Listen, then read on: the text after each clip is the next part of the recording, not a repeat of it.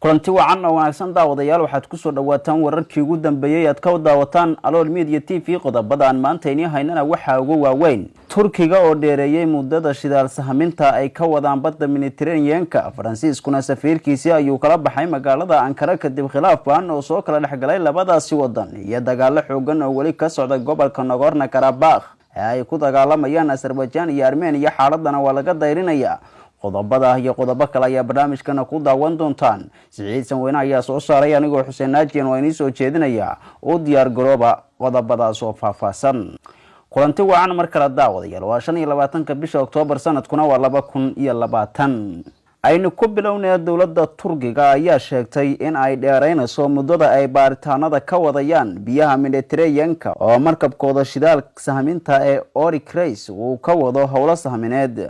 muddada Orikreis ayaa ku eg buu Turkigu sheegay 4 bisha November ee soo socoto horay waxa arinkan si adag isugu khilaafay Turkiga iyo Greega oo ay la sifan yihiin saaxiibada midowga Yurub markabka shidaal sahminta Turkiga ee Orikreis ayaa waxa kale oo la wada shaqada laba markab oo kale oo Turkigu leeyahay oo lagu kala magacaabo Ottoman iyo Genghis Khan waxaana muddada hadda la dheereeyay ee hore uga ekay 27 bishan Oktoobar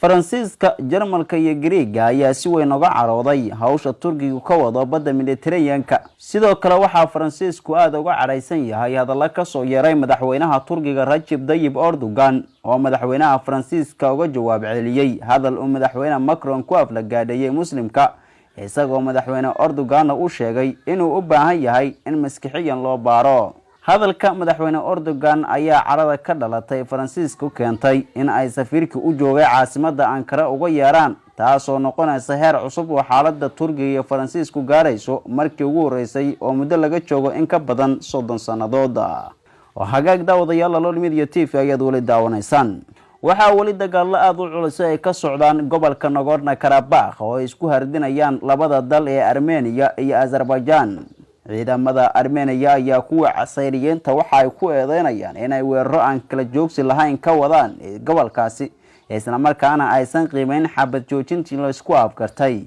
halka ay Azerbaijan ku eedeynayso Armenia in ay gantaalo la beegsanayaan dad shicib xogayaha arrimaha dibadda ee Mareykanka ayaa maalintii Jimcaha kulamo la yeeshay labada wasiir arrimo dibadeed ee Armenia iyo Azerbaijan kulamadaas oo lagu raadinayay xal lagu soo afjaro xabadda iyo dhiigga qulqulaya kadib markii dawladda Ruushku ku guul dareysatay in ay ka hirgeliso xabad joojin gobolka colaadu ka socoto ee Nagorno Karabakh oo isku hayaan labadan quwadood ee Armenia iyo Azerbaijan madaxweynaha Azerbaijan oo waraysi la yeeshay janalka wararka ee Fox News oo laga leeyahay dalka Mareykanka ayaa waxa uu sheegay in uu rumaysan yahay in ay macquul tahay in nabad la helo wuxuuna yiri wadamada Georgia Ukraine, Russia iyo meelo kale oo badan ayay labada dad ee Armenia iyo Azerbaijan si nabad ah ugu wada nool yihiin markaas waxaan rumaysanahay in xal laga gaari doono colaadda ka taagan gobolka Nagorno Karabakh dawladaha waaweyn ayaa cabsi ka qaba in dagaalka ka socda Nagorno Karabakh uu noqdo mid ka taga gobolka ay colaaddu hadda ka socoto isuna bedelo mid mandaqiyada haddii ay soo galaan dawladaha dagaalka ku hareeraysan sida Turkiga iyo Ruushka oo kala taageeraya labada dawladood ee isaya xogayaha arrimaha dibadda ee Mareykanka Mark Pompeo ayaa Turkiga ku eedeeyay inuu dab ku hurinayo colaadda balse dawladda Ankara ayaa eedaas iska fogeysay dhanka kale madaxweynaha Azerbaijan ayaa Ruushka uga digay inay soo dhaafaan xadka dhexdhexaadinta iyo miiska wada hadallada oo ay faraha la soo galaan ciidan ahaan dagaalka u dhaxeeya iyaga iyo Armenia hay'adaha bini'aadantinimada ayaa qayladaan ka soo diraya in xaaladda gobolka Nagorno Karabakh tahay mid aad u liidata siina xumaanaysa saacad kaste